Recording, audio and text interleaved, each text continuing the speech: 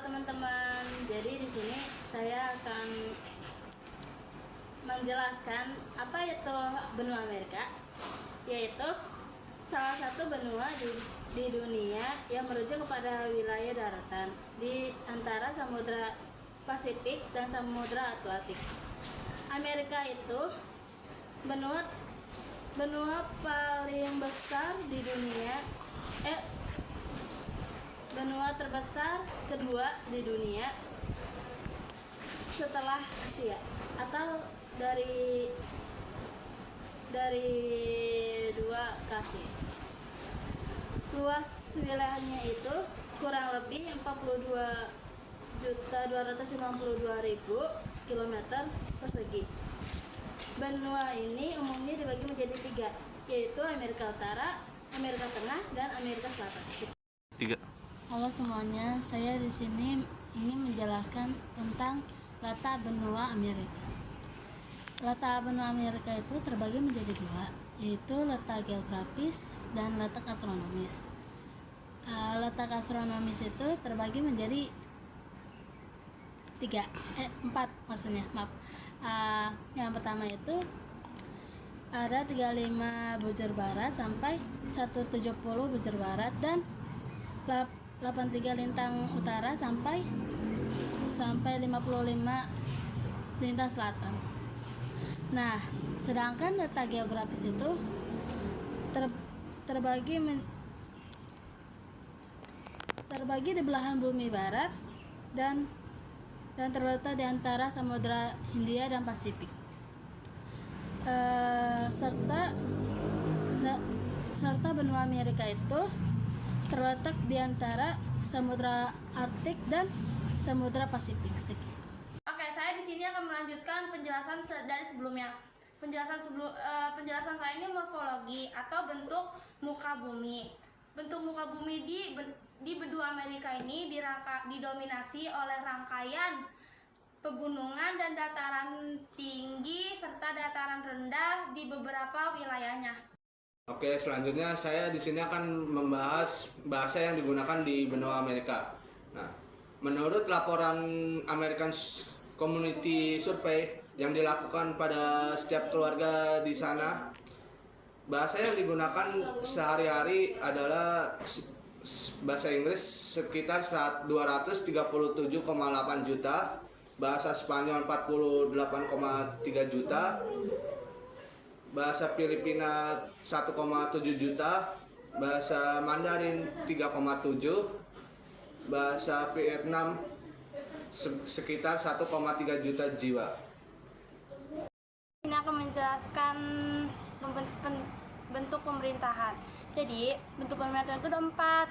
Ada Republik Federal, ada demokrasi perwakilan, ada sistem pemerintahan dan pemerintahan presidensial. Keempat, 3 cabang pemerintahan. Nah, di situ dikat aja ya guys. Nah, yang pertama itu ada Republik Federal.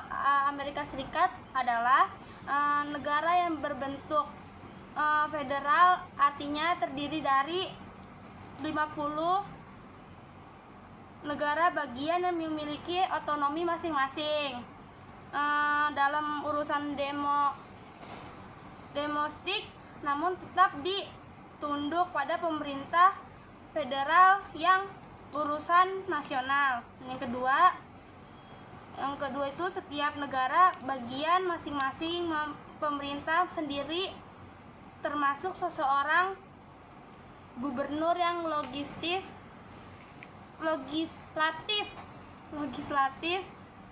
Ulang dong, gue nggak fokus.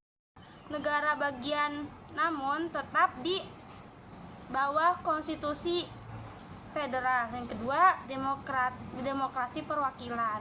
Nah, demokrasi perwakilannya ada 2. Yang satu, sistem pemerintahannya adalah demokrasi di mana rakyat memiliki perwakilan yang akan dibuat dan menegakkan hukum atas nama mereka. Yang kedua, pemilihan umum diadakan secara berkala untuk memilih pejabat di berbagai tingkat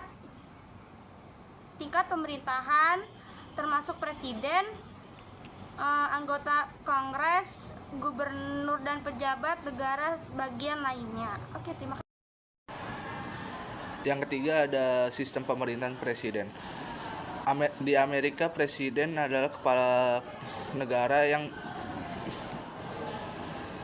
bertugas untuk mengatur pemerintahannya di sana. Yang keempat, ada tiga cabang pemerintahan: yudikatif,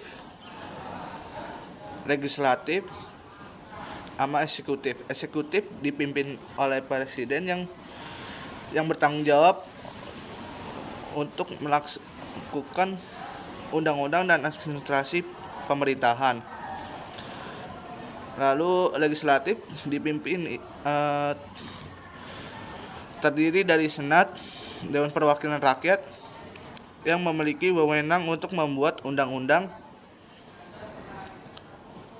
dan mengesahkan anggaran serta mengawasi kebijakan pemerintah.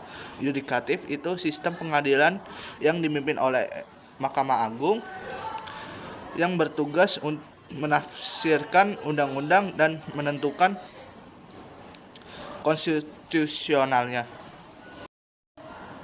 Selanjutnya ada mata pencaharian di benua Amerika. Pertama ada pertanian, industri, dan jasa. Pertanian di benua Amerika punya lahan luas dan iklim yang beragam. Jadi berbagai jenis tanaman seperti jagung, gandum, kedelai, buah-buahan, dan sayuran dibudidayakan. Serta juga ada peternakan di bagian situ seperti sapi, ayam, babi, domba, dan lain-lainnya. Di bidang industri di benua Amerika sangat maju dan kuat seperti otomotif, elektronik, manufaktur, pertambangan, dan teknologi. Yang ketiga, jasa. Sektor jasa terus berkembang di seluruh benua Amerika, meliputi berbagai bidang seperti keuangan, perbankan, telekomunikasi, pendidikan, kesehatan, dan pariwisata. Bilateral. Yang pertama, hubungan ekonomi. Amerika Serikat adalah mitra dagang penting bagi Indonesia. Kedua negara memiliki hubungan ekonomi yang kuat dengan perdagangan barang dan jasa yang aktif di berbagai sektor seperti energi, teknologi, dan pertanian. 2. Kerjasama pertahanan dan keamanan. Amerika Serikat dan Indonesia memiliki hubungan pertahanan dan keamanan yang erat. Kerjasama ini meliputi latihan kerjasama pertahanan dan keamanan. Amerika Serikat dan Indonesia memiliki hubungan pertahanan dan keamanan yang erat. Kerjasama ini meliputi latihan militer bersama, pelatihan personil militer, dan berbagi informasi tentang keamanan maritim. 3. Pendidikan dan kebudayaan. Amerika Serikat dan Indonesia memiliki program pertukaran pelajar dan mahasiswa serta kerjasama dalam pengembangan pendidikan dan kebudayaan. Assalamualaikum warahmatullahi wabarakatuh. Saya ingin melanjutkan materi sebelumnya. Di sini ada kerjasama multilateral, ada PBB, ASEAN, sama APEC. PBB ini kedua negara adalah anggota PBB dan terlibat aktif dalam berbagai program dan inisiatif PBB seperti menjaga perdamaian dunia, menangani masalah kemanusiaan, dan mendorong pembangunan berkelanjutan. Yang kedua ini ada ASEAN. Amerika Serikat memiliki hubungan yang kuat dengan ASEAN dan aktif dalam forum-forum ASEAN.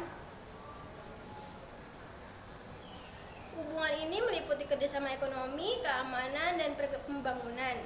Nah, dan APEC, Amerika Serikat dan Indonesia adalah APEC, Kerjasama Ekonomi Asia Pasifik, sebuah forum yang bertujuan untuk mempromosikan pertumbuhan ekonomi dan perdagangan di kawasan di Asia Pasifik.